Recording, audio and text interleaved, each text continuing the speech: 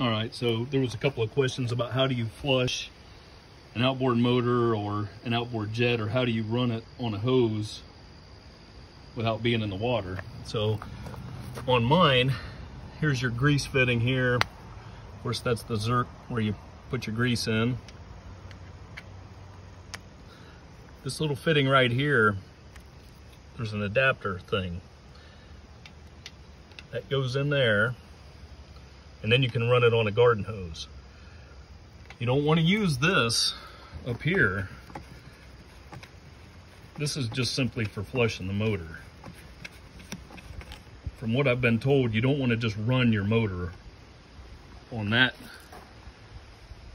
fitting. All that does is flush it. If you run your motor on the hose on that, it'll burn up your water pump impeller. You want to use this adapter in there, and it feeds directly to the water pump, and you won't burn up your little water pump impeller. And that's how you do it. As far as winterizing, there's nothing you really need to do with a jet outboard for winterizing. But one thing that I do is I make sure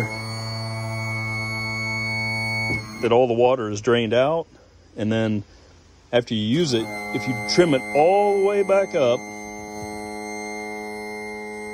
take a second here.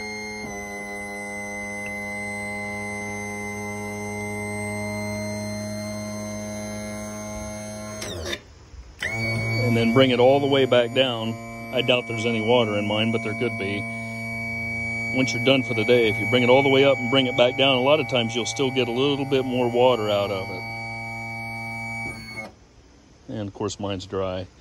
The only other thing you can do as far as winterizing it is just turn the key enough to get it to fire off and then shut it down immediately. Don't let it run, of course, unless it's on a hose or in the water. But if you fire it up just for a second, enough to where it fires, your pump will spin any excess water out of your water jackets or your thermostat or whatever, and get it to drain. Hopefully that helps.